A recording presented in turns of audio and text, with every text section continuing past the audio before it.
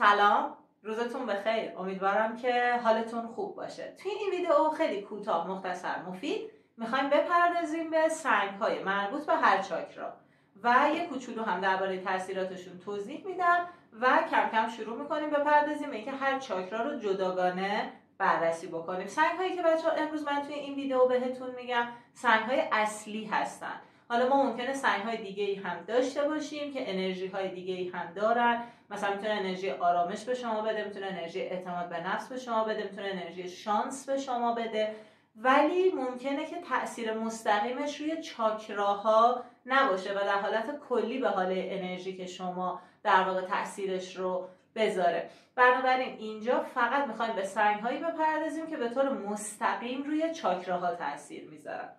من اینا رو دقیق براتون نوشتم، حالا دونه دونه براتون میخونم و توضیح میدم.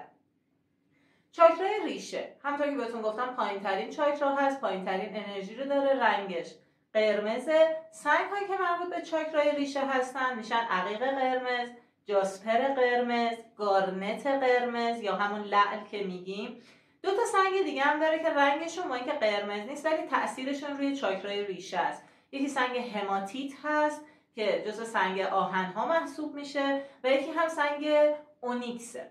بچه اینها تأثیراتشون روی چاکرای ریشه هست، کارشون ایجاد تعادل، امنیت، انرژی و قدرت جسمی.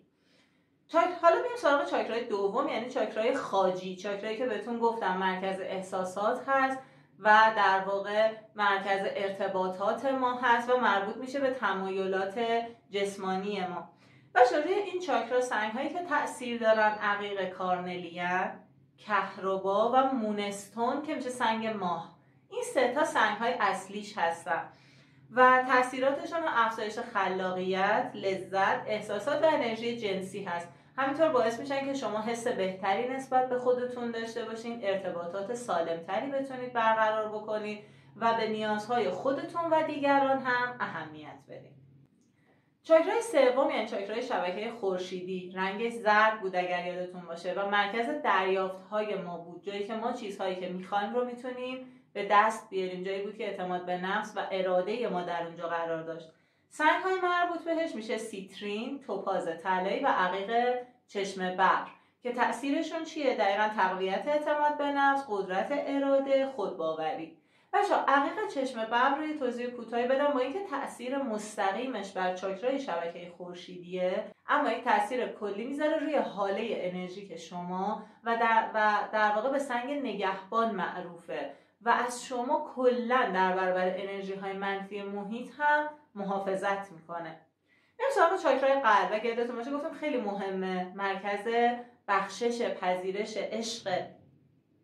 اصلی ترین سنگش بچه عقیق سبز و روز کوارتز، یعنی این دوتا قشنگ برابر هم دیگه هستن.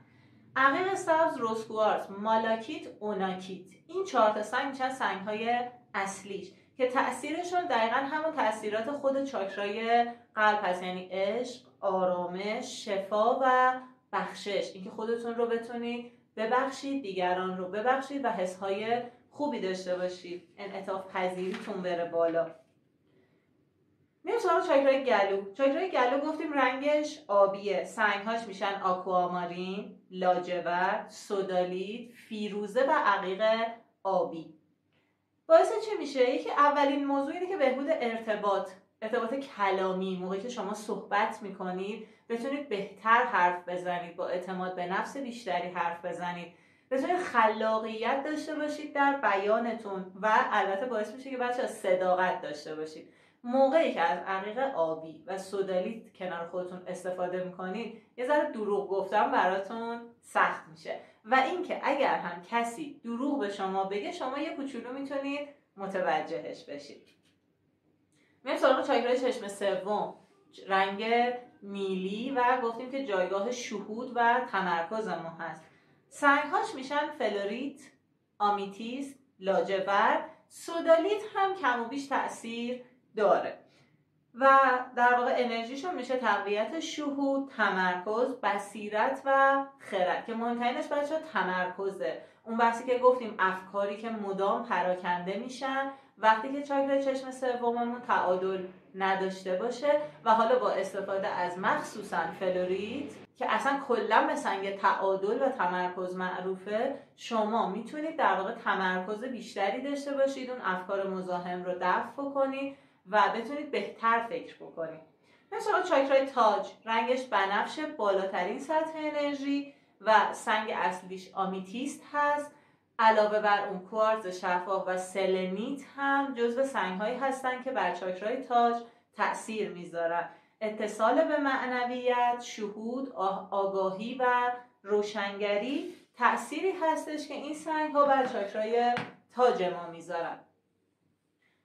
بچه‌ها من اول ویدیوها بهتون گفتم سنگ‌ها به خودی خود همینجوری بندازید دستتون، ازش استفاده بکنید، گوشواره گردنبند، تأثیر آنچنانی ندارن. شما باید ازشون استفاده کنید، باید باهاشون مدیتیشن انجام بدین، باید تلاش کنید در جهت چیزی که میخواید و این سنگ‌ها مثل باتری میاد و انرژی شما رو میبره بالا. از دستبندها و گردنبندهای 7 چاکرا اگر تا الان از سنگ‌ها استفاده نکردید، هیچ پیش‌زمینه ذهنی نسبت به انرژی اونها و نسبت به خودتون، مشکلاتتون، کدوم چاکراها عدم تعادل دارن و اصلا کلا هنوز درکی از خودتون و مسائل این چنینی ندارید، ازشون استفاده نکنید. چون بچه‌ها الکتریسیته و برق چیز خوبیه.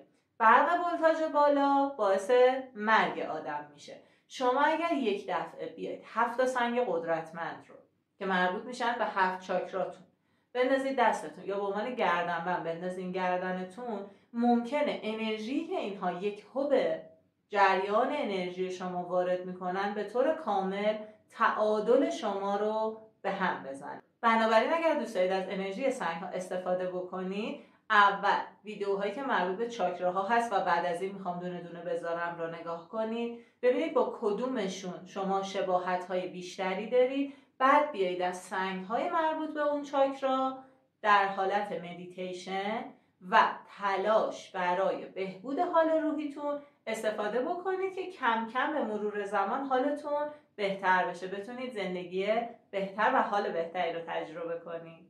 اگر ویدیوها رو دوست دارید حتما لایک کنید، سوالاتتون رو کامنت بذارید، سعی می‌کنم که حتما پاسخ بدم و امیدوارم که همگی روز خوبی داشته باشید. خدا نگهدارتون.